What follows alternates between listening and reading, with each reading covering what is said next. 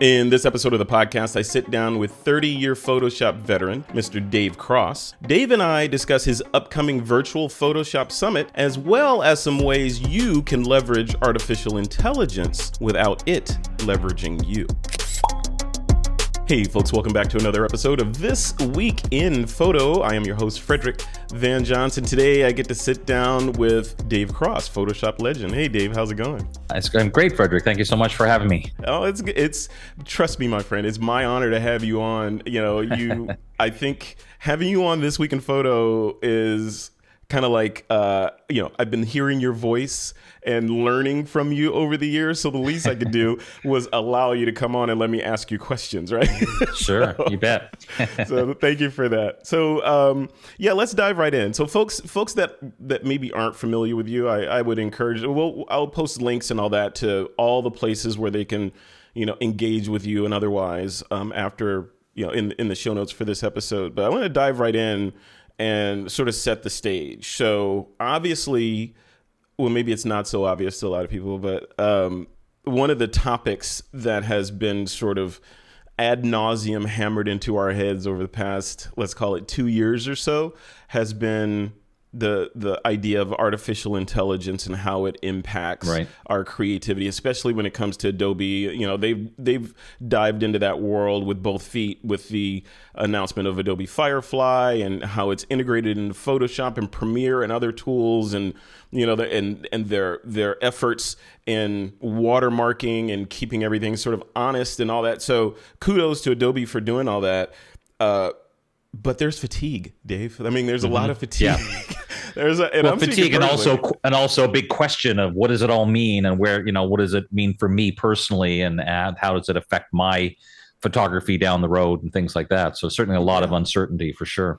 Yeah, fear, uncertainty, and doubt. And so let's just start there. Just your position on it. And we were just talking before I started recording. You had a really sort of refreshing approach to some of the things you're doing with regard to AI. So just generally speaking, it seems like the world is splitting into factions. It's pro AI, or the AI sympathizers, and the rebel forces fighting against the evil Terminators coming to take us. Where do you sit?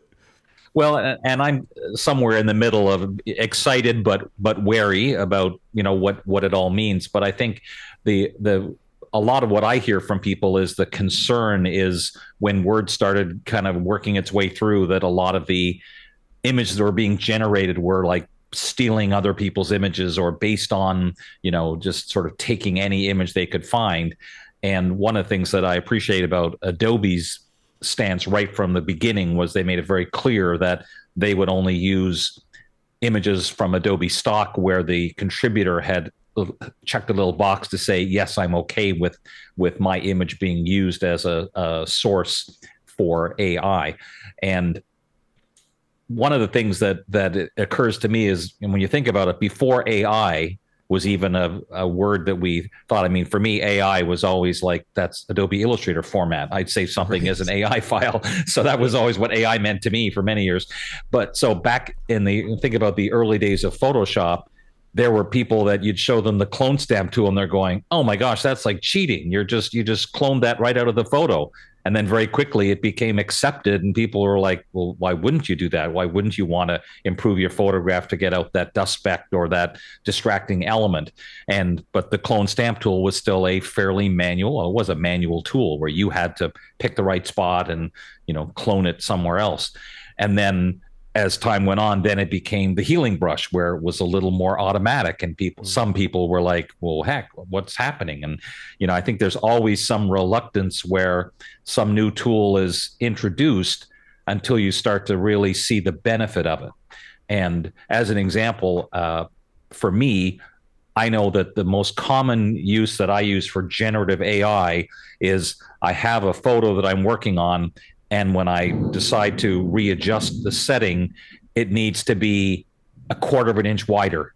Mm-hmm. And in the old days, that was a multi-step process to make a selection and flip it and transform it and try and clone it and make it look somewhat real. Now you just make a selection and hit enter, and it generates the rest of your photo to fill in that little space. So to me, that's the kind of use where it's just like a game changer, because I used to teach tutorials on how to do it, and every time, to be honest, I'd have to find a pretty good photo that would make it look decent, because a lot of the time, if it was like someone said, I need to extend this brick wall, you're like, ugh, because that was like a whole different thing of trying to match up the bricks. And now, once again, you just make a selection and have it do it for you. And if you don't like the first version, you look at the other two versions.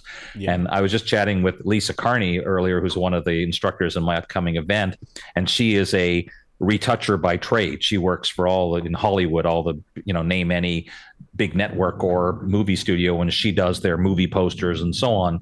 And she was talking about a project she was just working on as we were talking, where there was a lot of small little elements that needed to be just touched up. And she said, in the past, it would have been a 3-hour job. And today it was 15 minutes because of the AI tools that were able to help her.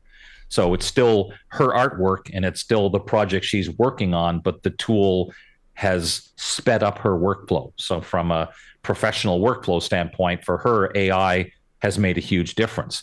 Is she ever going to type in a prompt and generate an image from nothing?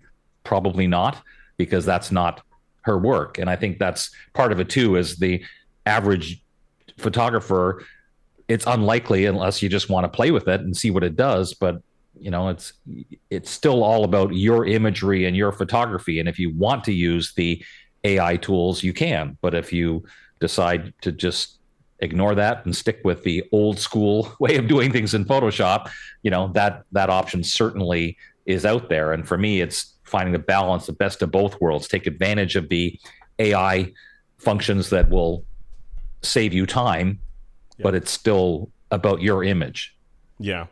Yeah, and I wonder with that, like, is that line a sliding line, right? So devil's advocate would say, I mean, if you could rewind back as far as you want to go, right? We could go back to the days of silver halide, right? And the scientists at Kodak or Fuji or whatever who were figuring out the emulsions and light sensitivity and color, making all those decisions. So you could argue that you had abdicated your creative choices to scientists and engineers even back then. So that's the argument. I had an argument like that a long time ago. I doubt if he remembers it, but a photographer who I bet Stephen Johnson was. Yeah, sure.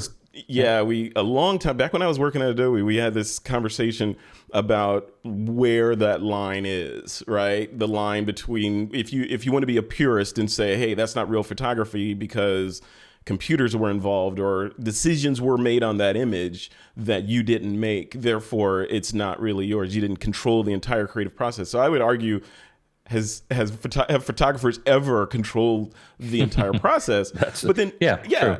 Yeah, I was gonna say, but the other side of that is the line keeps moving, like the boiling the frogs in a pot, right? The temperature keeps going up.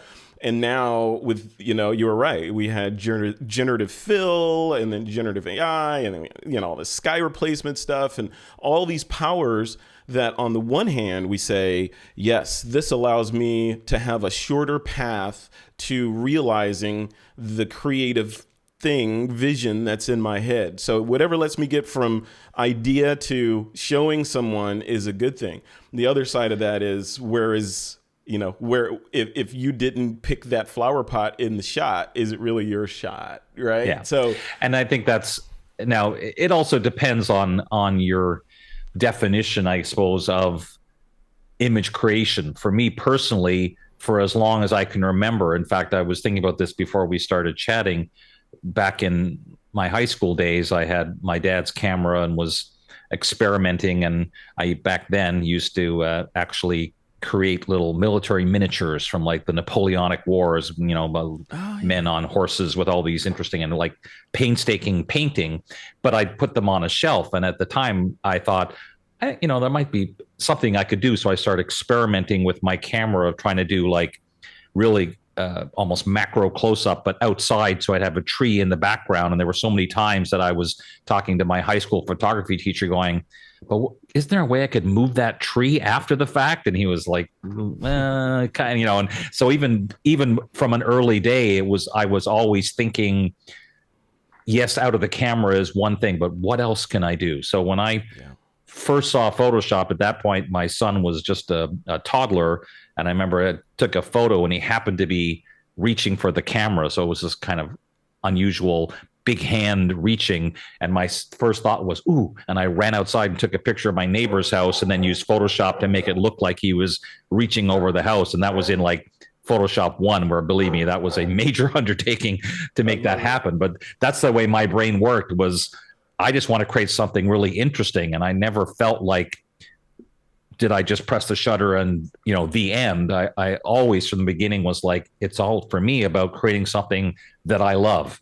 So I've always been in fact, many moons ago, I kind of coined a term I haven't used in a long time, but I used to call myself a Photoshop photographer, because I was always taking pictures with Photoshop in mind, like compositing and things like that. So I plan that would make a good background. So let me take that photo. And then I'm working with a model and I'm thinking ahead to how she's going to look on this background. So for me, that was always part of it. So now the AI side might speed up that process. But personally, I don't think, and I've tried it just because I'm curious, but I've tried the Firefly part where you type in a prompt and put, like whatever. I did one experiment. I'm teaching at Adobe Max coming up, and one of the things they wanted me to talk about a little bit was that.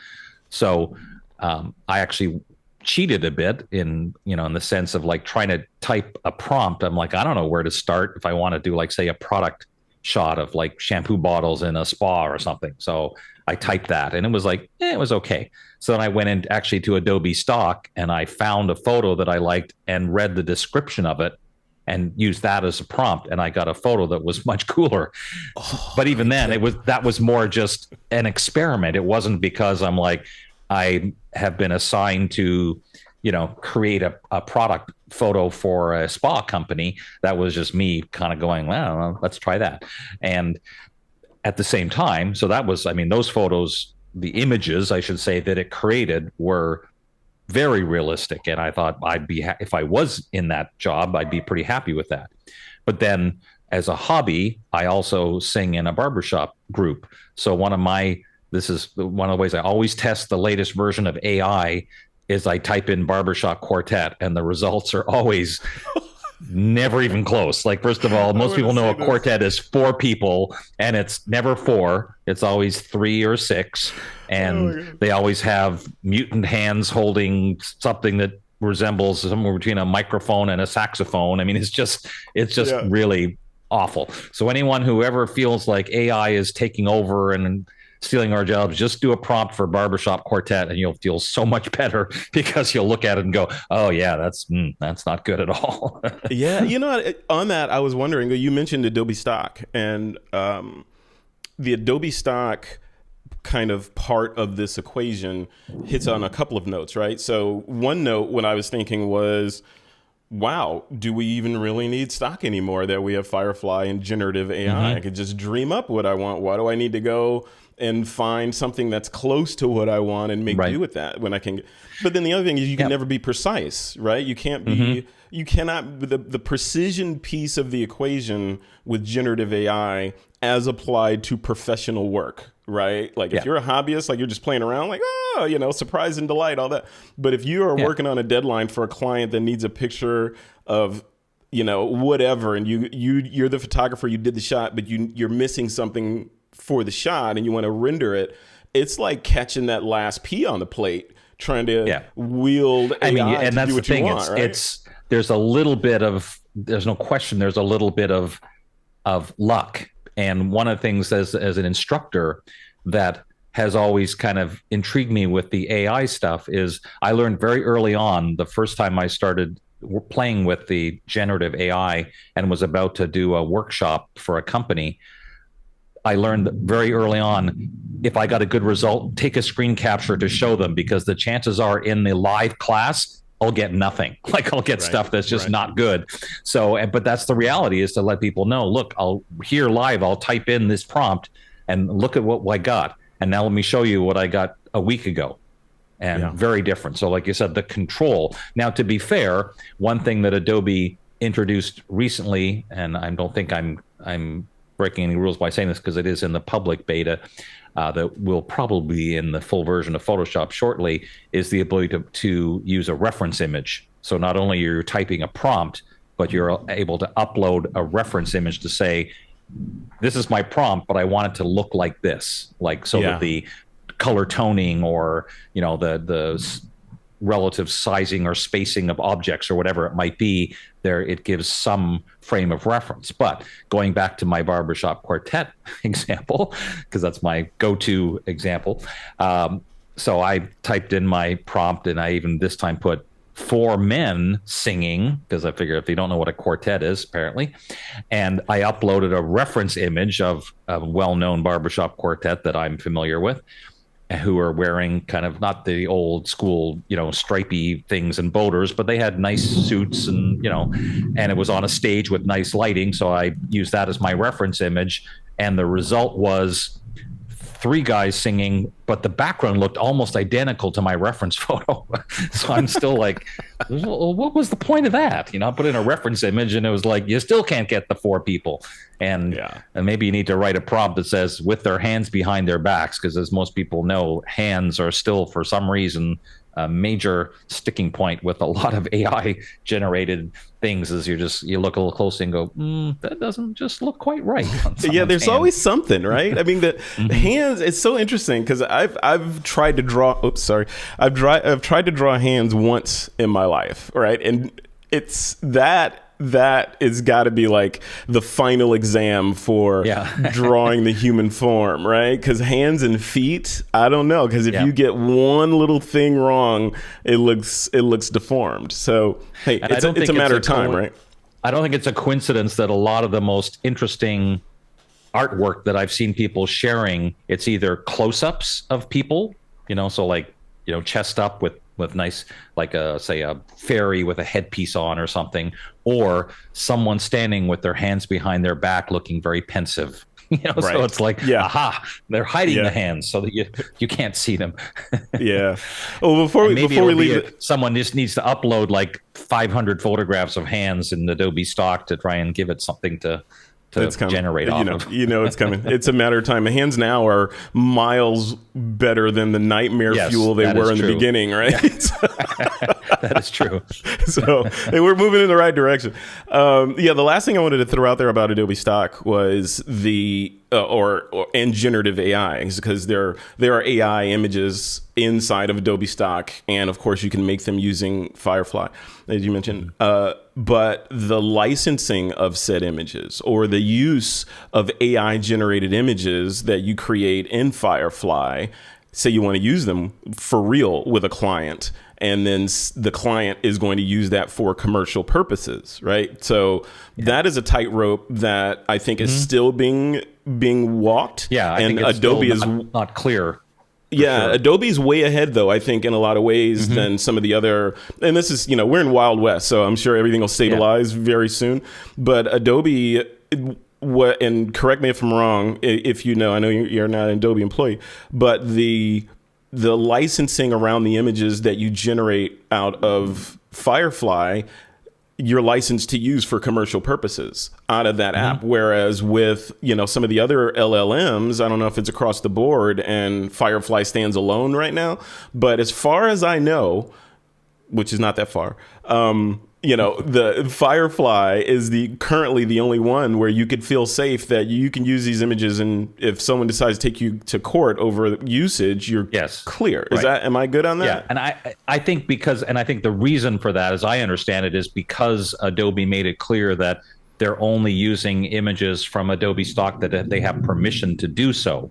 And that's been the sticking point with many of the other platforms, is there's still a big question mark as to what is the source of those images. So therefore, are you potentially breaking some copyright because of that, question mark? So I think the fact that they've made it very clear certainly makes a difference. Now, the other side of that coin is the quality there yet? Because for a lot of things, even in Firefly, there's kind of I'm not sure what the current maximum size is, but there is kind of a maximum size that you can generate and get decent quality. And people have already discovered, if they have a huge photograph and they do that, make a selection and hit generative AI, that if you look really closely, the quality of the generated pixels aren't quite matching, in some cases, the high res from your original. So that's the other side of it, is it quite there yet in terms of quality for some things? And that's, obviously, again, another thing that we know is being worked on and is definitely coming.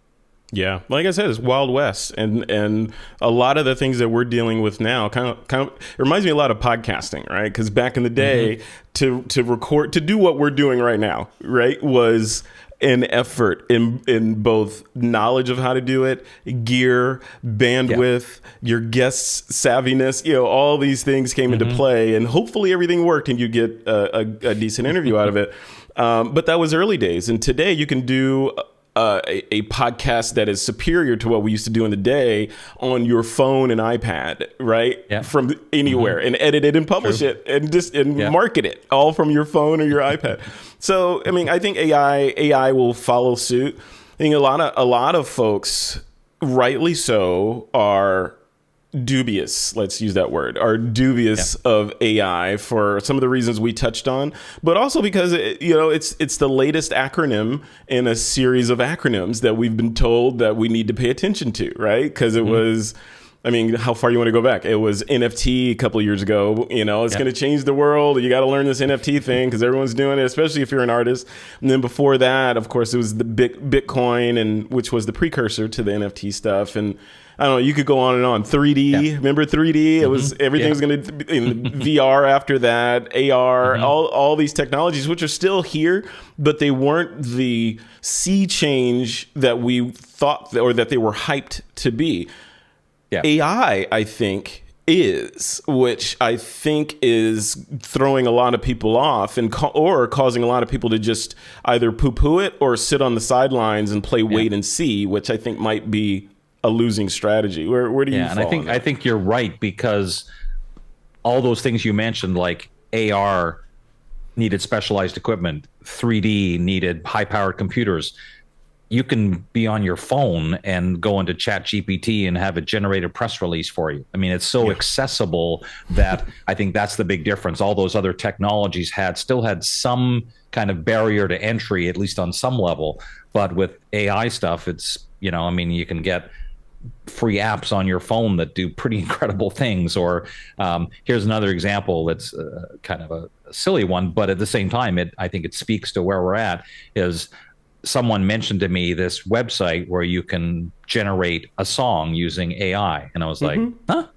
So I went to this website and I thought, well, I'm doing this virtual summit, I should have my own song. So I literally typed in, create a song about the Photoshop Virtual Summit 6. That was the entirety of my prompt. And then it gave me what genre of music. So I think the first one I did was like pop or something. And I hit generate, fully expecting for it to ask me, how would you like to pay for it? And B, waiting for an email 20 minutes later. I swear, 6 seconds, it's like, here's your song. And I was like, what? And I hit play, and it was pretty good. It didn't suck. I mean, I didn't. In fact, I was like, really, it was like, because I sing myself, so I'm like, dang, that's pretty good. And the only part that gave it away was, I mean, it made up all these words and it talked about, the healing brush and and it was actually kind of rhyming. I was like, this is pretty good. And then it talked about editing something. And then the next stanza of the song, I was looking at the lyrics and it said, edit your photo, but the singer went, eat it. And I'm like, how did you not pronounce edit that time? And there was no way for me to go back and say, no, that's not right. Yeah. So that's anyway, future release.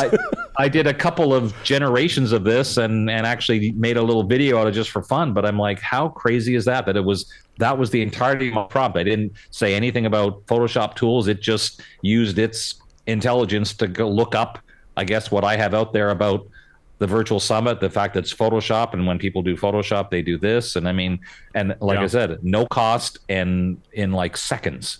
And which has to be mind-blowing as a musician, amazing. Right? I mean, as a musician who also understands the creative side, this kind of creativity, the pixel pushing versus the music stuff, it's a sea change. And I had a similar reaction to Google's new tool, Notebook LM. Have you heard of that one yet?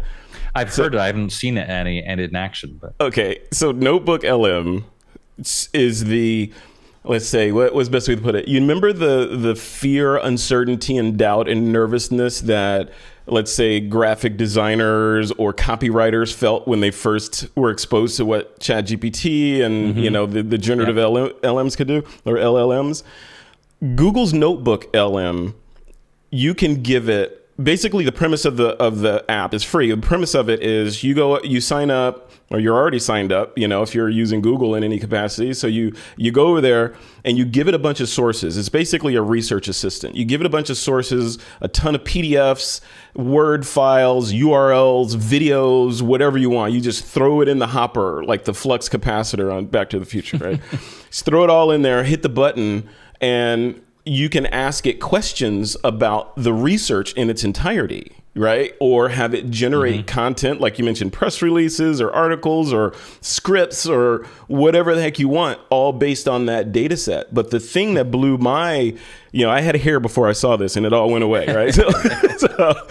They have this feature in there where you can take that data set and hit one button and it will generate a 2-person podcast dialogue discussion about that topic.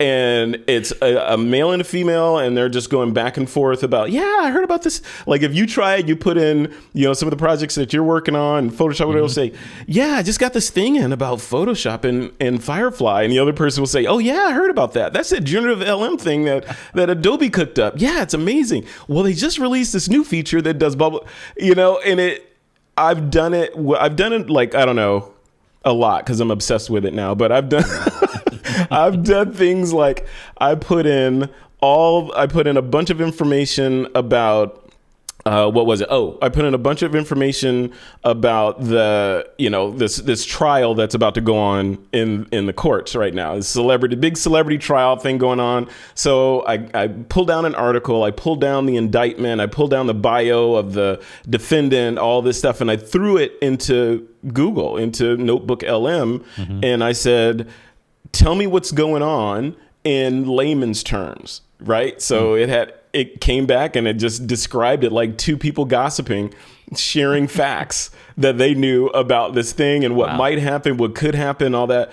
So all that to say is, this age of being able to just point these AIs at something or give it just a germ of information or even a trove of information and have it create something that's useful now. And it's not just novelty. Yeah. That was the thing that took me aback, because it wasn't just, hey, come look at this thing that I made the computer do. We'll never use it for anything, but it's interesting. I can do this now. I've been using this literally to, not on you, of course, but to research guests, right? I can give it a guest's LinkedIn bio and just sit back and listen and let it have a dialogue with itself about that guest. And, and I'll take notes or whatever from that. And so try that out. It's amazing. Yeah, no, it sounds interesting. And something you said there kind of tweaked a thought that I was chatting with a Photoshop user that I've known for a long time who was definitely in the side of, I'm concerned about AI and taking my job kind of thing. And my first question was, but you're like an amateur photographer that, doesn't do it for a living. So I'm not sure where the taking your job part comes.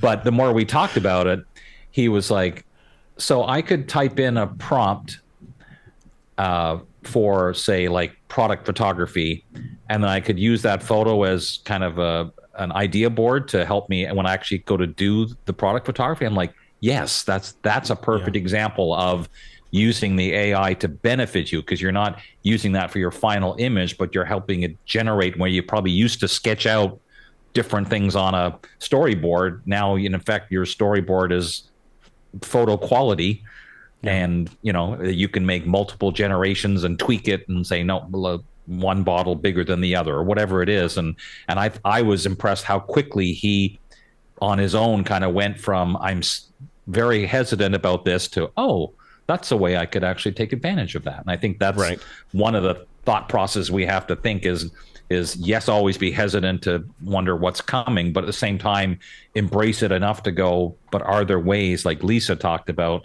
where it's really helped her professional workflow, things that used to take hours now take less time. Yeah. And that's the key. Just that one sentence right there. That's the idea.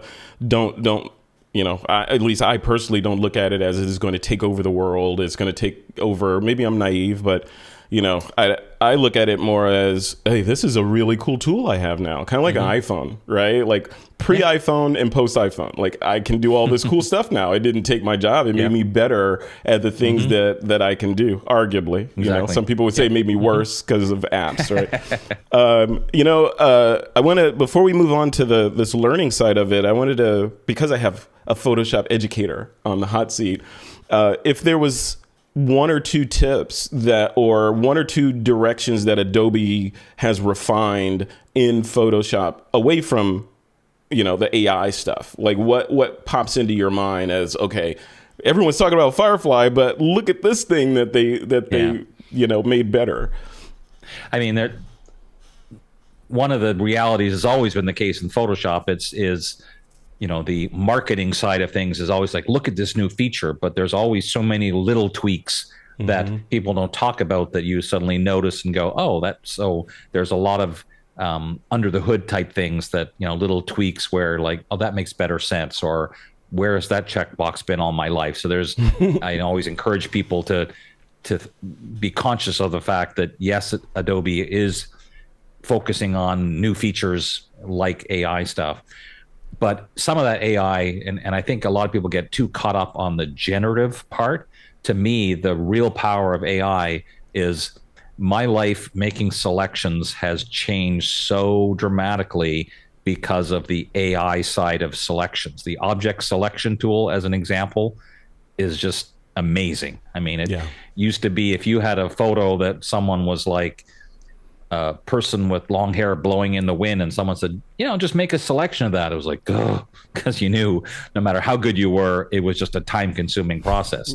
Now you go select subject and then have it refine it. And you're like, geez, that's pretty good. And the way I look at it is I never judge the result on, is it perfect right out of the box? In other words, I'm not going to do select subject and go, now it's ready to use. But I look at it and say, wow, that's an amazing start, so much faster than I would have done using any other of my very many methods of making a selection.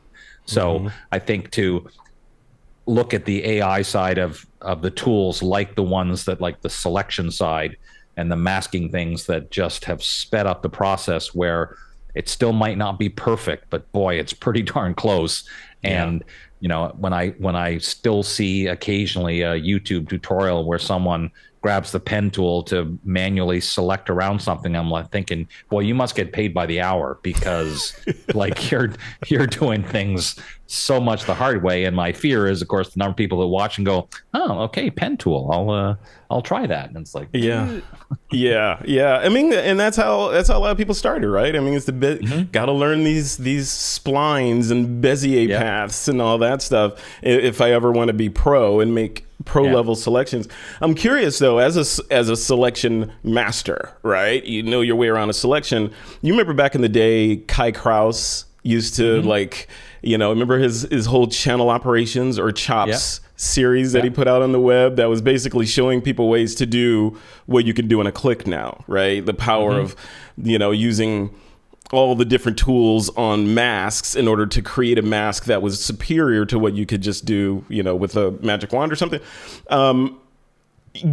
Those tools or those techniques from back in the day compared to what we can do now with AI powered selections, can you say that you can create a superior mask today than you could then with the tools, or is it you have a faster head start? In other words, if somebody said, Dave, we're going to give you $2 million if you create, or $2 million to whoever creates the best mask of this person with this curly hair standing in front of this brick wall with the wind blowing and bad lighting, right? Yeah. Which would you turn to? Would you turn to, okay, I'm just going to go into channels and start playing around, or I'm going to use Adobe's AI tools? So even before AI was a thing in Photoshop, I always used to start off with the same premise of, I'm going to try the automated tool first because it's automatic, because I'll know in seconds whether there's any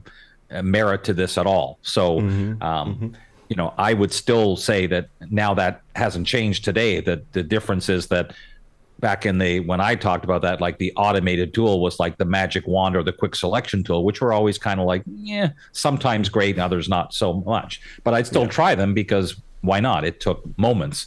Now the difference is that when I try those automatic tools, they happen to have some AI behind them, so that they're generally much closer. Are there times where I still say, gosh, that's really close, but I think I'm going to jump into a channel and try and improve that? Sure, because I know how to do that kind of thing. And I guess my worry is that there will be a generation of people that come to rely so much on the automated tools that they don't know how to do those other things. So if the automated part doesn't work, now what? So having the ability to at least understand the foundational things of like masks and channels and things like that. In this event we're going to talk about shortly, one of my heroes is Bert Monroy, and he's doing a class where he's talking about channels, because the belief is it's still important to know how to do channel operations, because there are some things you can do in channels that would be very difficult, if not impossible, to do from an effect standpoint, or from adjusting the lighting, where things you can't. AI is not going to be very difficult to say. For example, select subject just says, what's the most prominent subject? But if your eye is going, I want to get all the highlights on those mountains, that's not the subject. So and there's no command to say, select just the highlights, please. So knowing how to still go into the channels and do luminosity masking and whatever it is, there's still a place for that, for sure. And I think maybe that level of knowledge is just it's a higher tier, right, than the people that get in. So in other words, the barrier to being able to create a work of a level that requires accurate selections, you can kind of get there now, or you can get there now in many cases with tools without understanding channel operations or luminosity masking or any of that stuff. You can get that thing out of your head onto the screen and start playing quicker. However, if you know how to use those specialized tools, that puts you further ahead, and it opens up other doors. Sure. I'm thinking, right? Okay, now I can do all these things where people that are just using the off the rack tools couldn't. So so you mentioned this event that's coming. I definitely want to talk about that. So you are putting on a virtual event, right? And you've done this before, as we mentioned in the intro. You've run at least 6 of these, or is this number 7, or will this be number 6? This will be the 6th. This is the 6th Photoshop Virtual Summit. Then I've done a couple on Lightroom. Is it 2 or 3? I don't even know anymore. 3 maybe. And then I did one previously called the Photoshop Creativity Summit, which was more on the sort of creative side of Photoshop.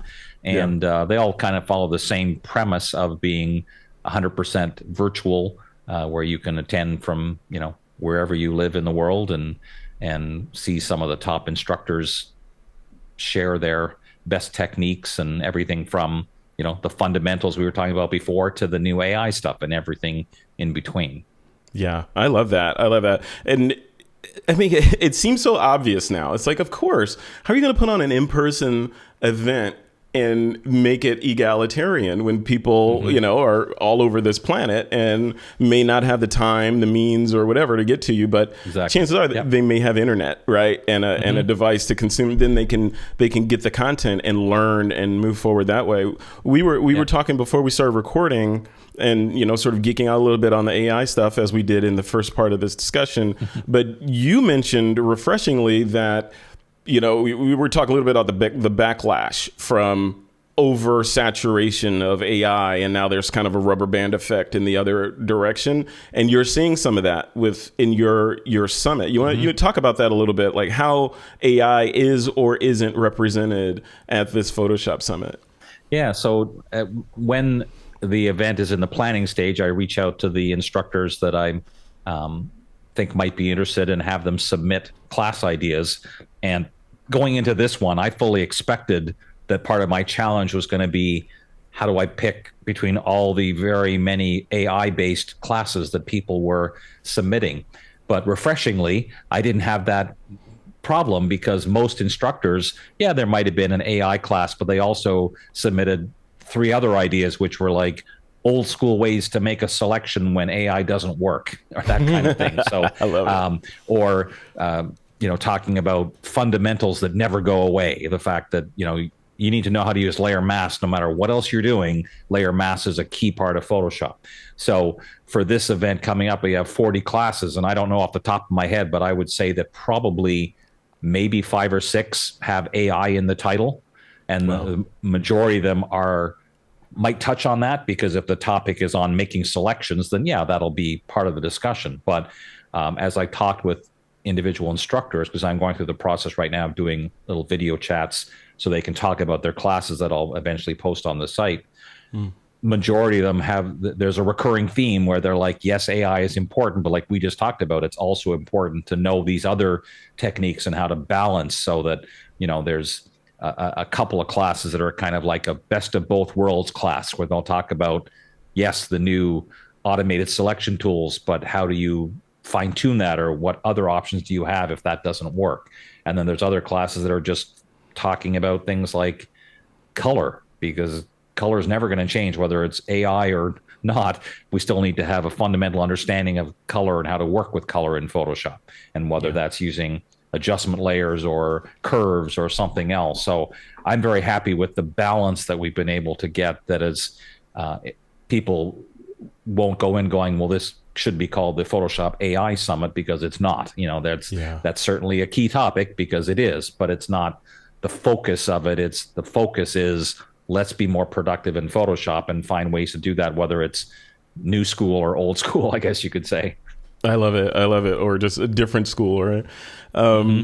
Yeah. So let's talk about the summit a little bit. Like, what was the origin story of this thing? I remember, several years ago, there was an explosion of virtual summits for obvious reasons, which I hope you'll talk about.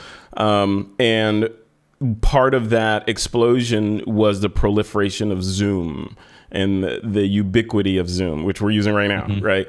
Yes.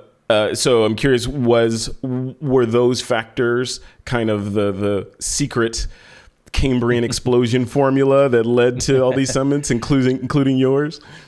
Well, so an interesting kind of aspect of how timing works in one's life. I had been running my own online training site where I do a weekly tutorial, and it was like a membership type thing.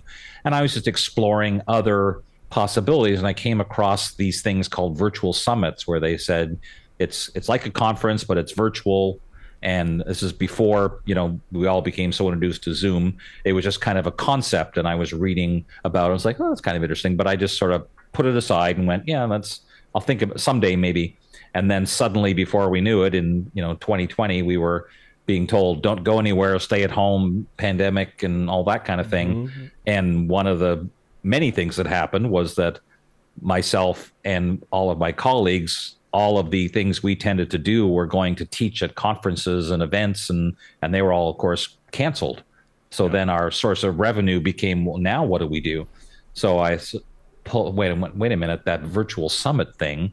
So I started reading up some more, and one of the sort of interesting aspects of it is in the couple of ebooks that I was reading, they were talking about how to do it.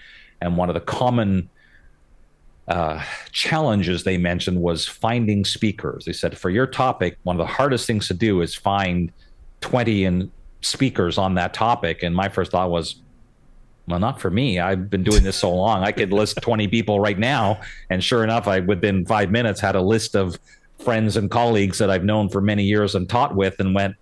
So I reached out to them and said, hey, I've got this kind of crazy idea, and I have no idea what's going to happen. But the way it works is that everyone submits a couple of classes. We make it available for free, so anyone can watch if they want. And if they choose to buy the recordings, they can. And hopefully it'll work out. And what do you think? And thankfully, everyone said, let's do it. And about 3 weeks later, not knowing what I was doing, and to give full credit where credit is due, part of what made this work is when I was searching up virtual summits and looking at all these options like Zoom and everything else, came across this platform called Kartra, which does a lot of different things. But one of the things it does was people can make templates of, say you're a book author and you want to have funnel to sell your book, and get people to sign up for something. So there's someone made a template for that. And I happened to find this guy who made a template for virtual summits using this platform. And I was like, oh, that's kind of convenient. And it kind of fit my needs. So I tried it and I said, jumped in with both feet, and without any expectation of what was going to happen. And just by the word of mouth of each instructor spreading the word and everything else, we had like 25,000 people sign up for a free pass to watch this thing, and from around the world. And then, enough people bought the VIP pass, because that's the only way the instructors make any money out of this venture is a share of any sales. So thankfully enough people saw the value in getting the VIP pass that it was beneficial for all the instructors enough for them. When I said, you want to do it again? They said, sure. But the timing was perfect. I mean, I hate to say that, anything about the pandemic was perfect, but it worked out well, because the model of saying free education, and it really is free, there's not a catch to it other than you have a limited amount of time to watch each class. But I got just inundated with emails going, thank you so much. The time I lost my job, or I'm not working right now as a freelancer, so I can't afford. So this is giving me the chance to stay at home and learn about Photoshop and get better at, what I'm doing. So it was really a wonderful thing, to heartwarmingly to have people reach out and say this was like the perfect timing. So I kind of thought one shot deal, and then we did another one, I don't know, 8 months later, and it did pretty well as well. But I all along kind of thought this is a pandemic type, I'm forced to stay at home thing. But what started happening is when I looked into doing the third one, I heard back from so many people saying, well, I live in South Africa or, Australia or France. So even if in-person events start coming back, I'm not going to fly to Orlando or Los Angeles to go to, a Photoshop training event or a photography conference. So please keep doing these, because it fits me that it might be 7 a.m. where you are, but it's 2 o'clock in the morning for me. So the fact that I can watch these classes, because they're recorded, so they can watch at any time, it just kind of all the pieces fell into place really nicely. And now I'm happy to say I've got this very loyal community of virtual summit attendees who, as soon as I reach out and say the next one is scheduled, they're like, click the button that says, sign me up, I'm ready to go. I love it. The team of instructors I have, many of them have done all 6 of the Photoshop, and some of them have done all of them, because they're both Lightroom and Photoshop instructors. So I have a number that have done every one with me and continue to thankfully say, when's the next one? Because they love teaching at it, and they get great feedback about their classes. And, still that nice benefit of being able to say, sign up for free, try before you buy kind of thing. There's no obligation and there's no catch to it. You can, if you can stay up for many, many hours, you can watch the entire thing for free. And some people do. And then others think, no, I want the ability to go back and rewatch these classes later and get some of the other bonuses that VIPs get. So I'm going to pay the fee, a very reasonable fee, I might add, about to access all the classes for an ongoing basis. So what does that look like? What's the fee? Like how much? So basically, thousands, right? Thousands of dollars. Yeah, it's 40 classes. So 5 days, 8 classes a day. So every day, new classes are released, and throughout the week. So a total of 40 classes. This time around, we have 23 instructors teaching. A total of 40 classes, and the price of the VIP pass is $159. But then we have an early bird special, because we like to do that, that's $99. So from now up until the start of the summit, $99 gets you lifetime access to all of those classes, plus each instructor provides class notes and then some other kind of bonus, whether it's actions or brushes or another video or a Zoom call or something like that. So there's all these nice added bonuses that the VIPs get, and the people who sign up for the free pass get that limited time 48 hours of access. So they can still, it's not like a shortened form of the class, they just have less time available to watch. But we've kept the price as low, I think, as we can for because we know that some people are watching from places where the exchange rate makes their price seem much higher. So we tried to price it in a very accessible level so that even if people look at the 40 classes and go, maybe half of them are of interest to me, it still makes sense financially because of the volume. And classes are typically, I usually ask the instructors to do 45 minutes, and most often I'd say it airs on the side of more. So classes tend to be 50 minutes, 55 minutes, and occasionally a little under 45. But, I think I calculated once it's over 30 hours of classes on all levels. So from people who are just starting out to people who are more experienced. That's fantastic. And then, okay, so it sounds similar to the, I don't know, is Creative Live still around? So the Creative Live model, right, where you can watch it as long as you catch it live. But if you want access to the entire library and this thing on demand, then you got to, buy a subscription in that case. In this case, it's not a subscription. It is you can watch it free or give us a one-off payment and you have access to all the stuff. So it's almost like if you were attending a conference, you would buy an entry pass to that conference. And then if you went back the next year, there'd be an entry fee to that conference. So we kind of do it the same way. So the lifetime access means lifetime access to that particular event that you've signed up for. And love it. Yep. The free pass one, like I said, it's, so just to clarify, because some people get confused. So a class that's released on Monday at 8 a.m. would be available to watch until Wednesday at 8 a.m. Then it would go away. So that each day, by Wednesday, the classes start dropping off. So that, and that's the difference of the free passes. You still get access to all the classes, but after a certain point, they start being archived into the VIP area. So VIPs can kind of watch at their leisure whenever they can, whereas the free pass people can still see it all, but they have to kind of plan out their day to figure out, which classes do I want to watch. Are logistically, are any aspects of this live, or is it just it's on demand? But it's on demand. It's all pre-recorded, but released, 1 hour, like on the hour, just to make it so you're not inundated with classes all at the same time.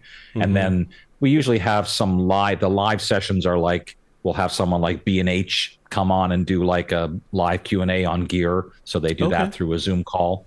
And then this time for VIPs, we're doing like a live help desk for Photoshop questions a couple of days just to try and answer Photoshop questions along the way. But I decided early on for a couple of reasons. First of all, I'm pretty much a one-man show when it comes to running this, but I've been involved in events that were virtual where I was sitting waiting for my Zoom call to start and suddenly something happened and it didn't work, or, the internet went out or whatever.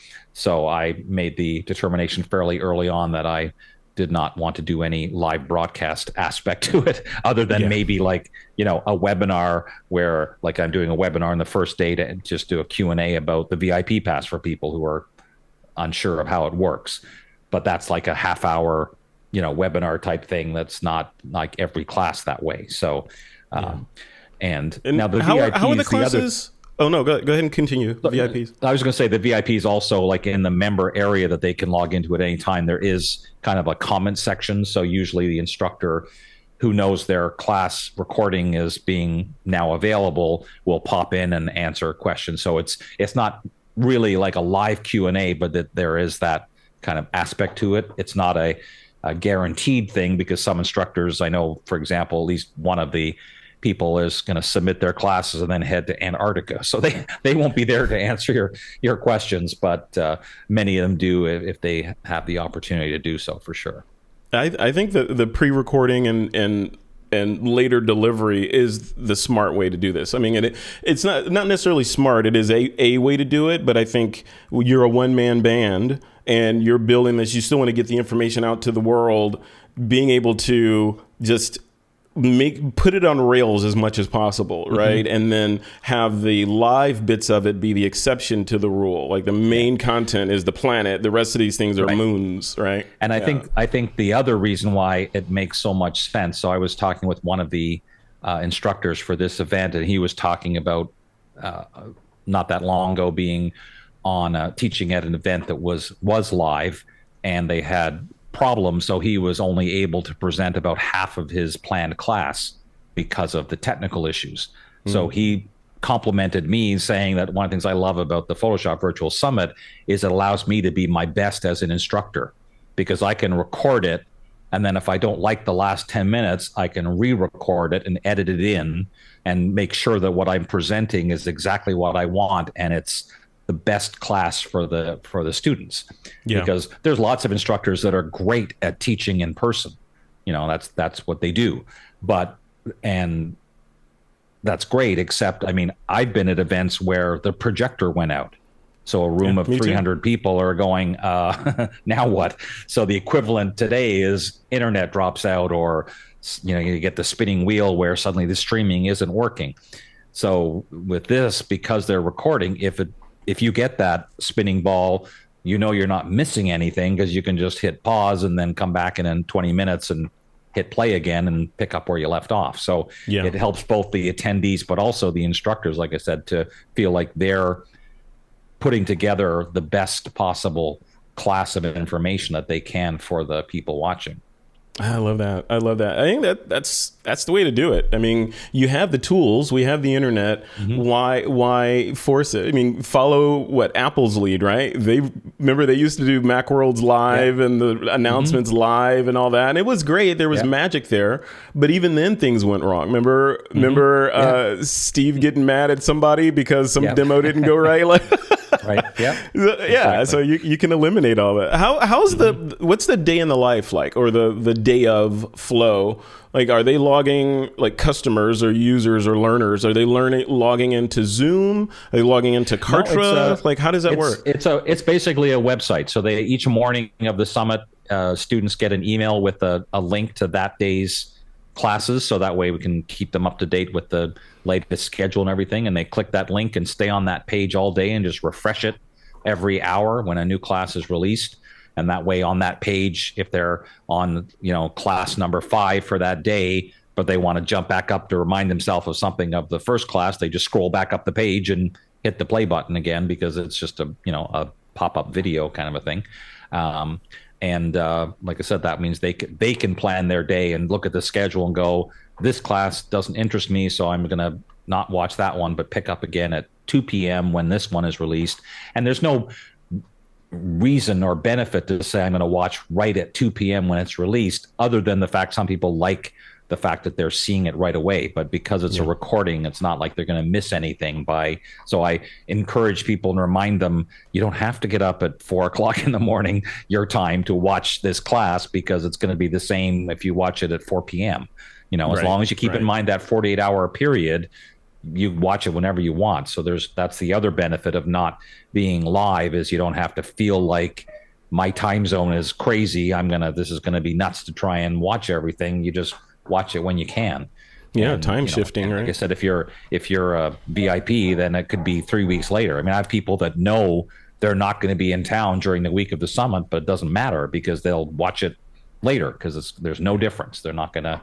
The only thing they would miss would be the live session, like a help desk, but the recording goes into their member area, so they just wouldn't see that live. Because everything else is recorded. They had a burning question for one of the instructors that they wanted to make sure that they had a quick dialogue with the instructor on, and they knew the instructor was going to be in the chat or the Q&A for that. Then of course. But if they just want the information on how to be more deliberate about color, just go watch that session later. Exactly. Right? Oh, that's cool. And then the timing, though. So if I'm a someone who's not paying, right, and I know I want to see that session on color, it starts at 9 o'clock on whatever day, Tuesday, let's just say.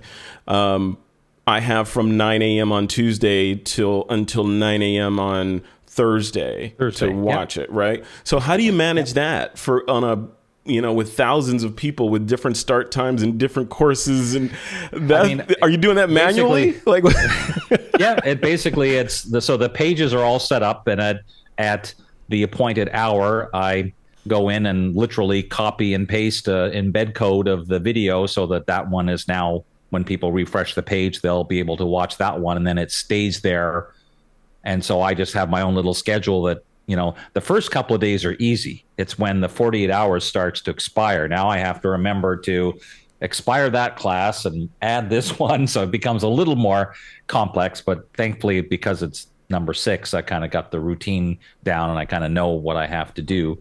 And because it's manual, it's not like I've not been able to figure out an automated way with this platform, even though I've tried. So that means very often, even though technically it says this class will expire Wednesday at 3 p.m. Sometimes it's like, oh, shoot, it's 10 after 3. I better go, so who knows? Right. You might get an extra little bit of time here and there. It's just like I only semi-jokingly say that the deadline to buy a VIP pass is the Sunday at midnight. But the reality is it's not Sunday at midnight. It's when I wake up on Monday morning, because I'm not going to stay up till midnight to turn off a button that says, no, you can't buy it anymore. So it's like, yeah, midnight sounds better, but really it's like Monday morning. Wow. See, that seems like Occam's razor style virtual event management, right? It's very simple. Use the tools. I had never heard of the Kartra thing. So all the classes are there and you're just toggling pages and embed codes on and off. Oh, by the way, you mentioned if you could figure out a way to automate that. Here's another tip. Make.com might be able to help you with that. So I'll look at it, because because of the way that with the videos turning on and off, that's the part that becomes a little challenging, because in Kartra, you can have a page to say this page will expire or forward at a time, but not elements within each page. And that's the challenge, is on one page, there's 8 elements that have to be timed. So the good news is, after the first one, where I was like running around like a chicken with my head cut off, trying to figure it all out and getting no sleep, now it's kind of like, because the other part of it is it's basically myself and my wife Marlene run this thing, so she handles anything financial and I do the rest. So that means any help desk or email where people can't find their link or whatever, that's me. So between turning on classes, I'm also heavily into answering questions and dealing with help desk files and helping people. The biggest issue that I have, unfortunately, is when people sign up for a free pass, and because everything's done through email, is they sign up for a free pass but don't realize they have a typo in their email address. So then they don't get the email and they're all like, why didn't I get my email? And trying to deal with that kind of thing. So I've now tried to make it as clear as possible. Please make sure your email address is correct. That will help both of us in the long run. But those things are easily solved, especially since it's not live, right? So if it were live, it's like, oh, sorry, you missed it. Yeah, exactly. Here's a mea culpa or your refund, but you just say, here you go. Frederick, now you have access. Here's the interesting thing, though, is that one of the things that I've come to understand is that as a society, we don't read things very well anymore, because it says in so many different ways possible, it's not live, it's pre-recorded, don't worry about your time zone. And yet I still get emails going, I missed the first 3 classes. I'm like, no, you didn't. It's okay. But, it's not seem to matter how many different ways I tried to say, don't worry about it. It's no problem. You haven't missed anything. I still always get people worried that they've missed something. It's like, nope, you're good. You're still good. I love that. Now, you have missed it if it's 48 hours or 49 hours later. That, yes, you've missed that. Because I get some people that go, I missed Monday's classes and it's Thursday. I'm like, no. Do you ever shut it down completely? Like at the end of the summit, mas, even if you want to come in and buy it, you can't? Yeah, exactly. Friday's classes are available until Sunday, and then that's it. So, and the VIP passes are sold until, like I said, theoretically midnight Sunday, but realistically Monday morning. And we don't have like after the fact sales or flash sales, or so from that respect, we kind of treat it like an in-person event where, you pay your fee to come in the door, and once the event's over, you can't pay the fee anymore. So it kind of works the same way for here. So VIP passes are available during the event, like leading up to and during the event, and then not afterwards. So we don't do like, after the fact flash sales or specials. It's like, if you want it, this is your time to do it.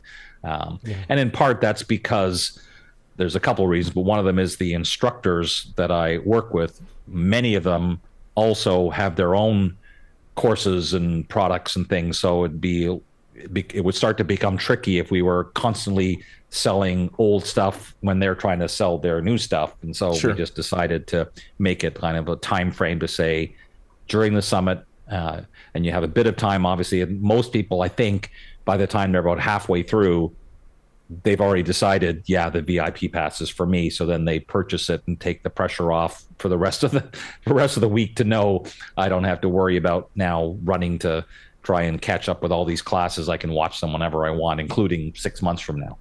Yeah, and the limited time nature of it all plays to that whole scarcity marketing trigger, right?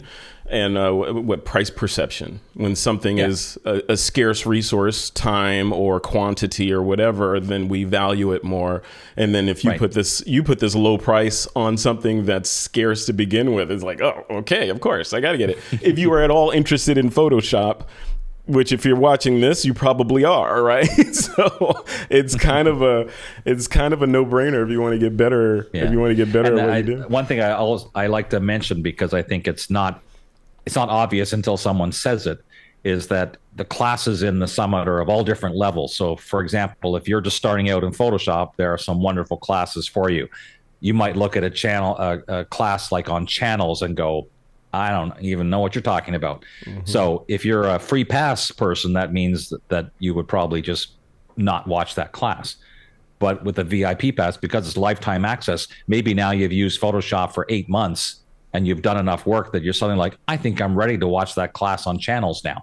So it kind of also means that people who might think there are some classes that are above my head, well, might be above your head right now. But as you learn more, then later on, now's the time where you can use your VIP pass to jump in and say, okay, now I feel like I'm ready to talk about color or masks or whatever the topic is that maybe previously you were a little hesitant to watch. So to me, that's another really nice, not so obvious benefit of the VIP pass, is continue watching as your knowledge expands. Yeah, I love that. And the classes themselves, or the videos themselves, I'm guessing, are not downloadable. So you're gonna gonna go log in, watch them, log out, go about your business. And that's part of the reason for being lifetime, because that way you can keep logging in as often as you want. And that's just a reality of life where it didn't used to be like that, but we had people, as always happens, taking advantage of that, and then we're seeing our videos pop up in places they shouldn't have been. And so we just decided that was the simplest solution, was to make it as often as you want. So lifetime access to watch. So you log into that member area at any time you want to watch. I love it. That's going to be great, man. Congratulations on that. Number 6, right? What are the dates? So it's November 11th through the 15th. Okay. And the early bird price goes right up until 1 p.m. Eastern time on the first day. So people can even watch the first couple of classes if they want to, just to kind of see the style of everything. And then the regular price kicks in. And where do they go to sign up and buy all this goodness? So pssummit.com is the best spot. That's the page that gives you all the info about where you can both sign up for a free pass. You can see the instructors, their bios, and the classes they're teaching, and as well as a schedule. And then also there's a VIP information page if you want to get more information about how the VIP pass works as well. And like I said, I'll be doing at least one webinar just to try to answer the questions people have about how a VIP pass works. And you're teaching at your own summit, I'm guessing, right?